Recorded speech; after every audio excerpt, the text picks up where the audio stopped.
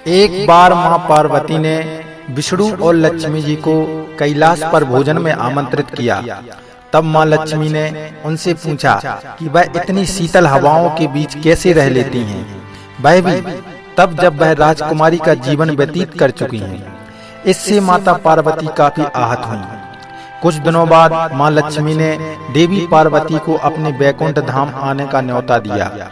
मां पार्वती लक्ष्मी जी के न्योते पर शिव जी के साथ कैलाश धाम पहुंची। वहां बैकुंठ धाम का वैभव और ऐश्वर्य देखकर उन्होंने भी भोलेनाथ से एक अत्यंत वैभवशाली महल का निर्माण करने को कहा।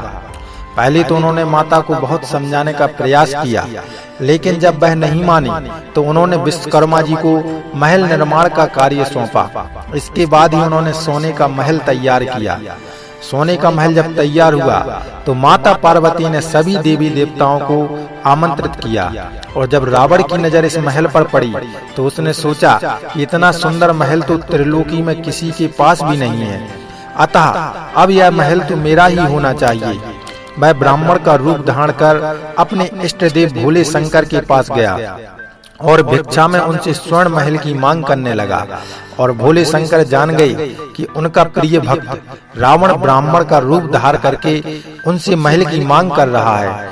द्वार पर आए ब्राह्मण को खाली हाथ लौटाना उन्हें धर्म विरुद्ध लगा, क्योंकि शास्त्रों में वर्णित है द्वार पर आई हुई याचक को कभी भी खाली हाथ या भूखे नहीं जाने देना चाहिए, एवं भूलकर भी अतिथि का अपमान कभी मत करो। और कहा कि हमेशा दान के लिए अपना हाथ बढ़ाओ, ऐसा करने से सुख समृद्धि और प्रभु कृपा स्वयं तुम्हारे घर आ जाएगी।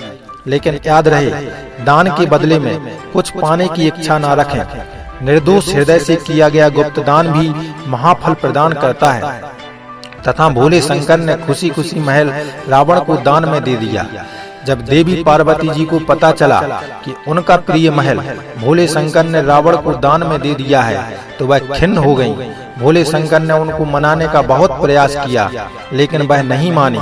जब सभी प्रयास विफल हो गए तो उन्होंने पार्वती जी को एक वादा किया कि त्रेता युग में जब राम अवतार होगा तो मैं वानर का रूप धारण करूंगा और हनुमान का अवतार लूंगा, तब आप मेरी पूंछ बन जाना। जब राक्षसों का संहार करने के लिए प्रभु राम की माया से रावण माता सीता का हरण करके ले जाएगा तो मैं माता सीता की खोज करने के लिए तुम्हारे स्वर्ण महल में आऊंगा, जो कि भविष्य में सोने की लंका के नाम से जानी जाएगी। उस समय तुम मेरी पूंछ के रूप में लंका को आग लगा देना और उस रावण को आप दंडित करना। पार्वती जी इस बात के लिए मान गईं। इस तरह भोले शंकर बने हनुमान और मां पार्वती बनी उनकी पूंछ। उनके श्राप का ही प्रताप था कि हनुमान जी ने सोने की लंका को जलाकर भस्म कर दिया था। तो दोस्तों, आप लोगों के लिए यह कथा कैसी लगी हमें कमेंट बॉक्स में जरूर बताएं। अगर अच्छी लगी हो तो वीडियो को लाइक और शेयर जरूर करें और हमारे YouTube चैनल को जल्दी से सब्सक्राइब कर लें। बहुत बहुत धन्यवाद।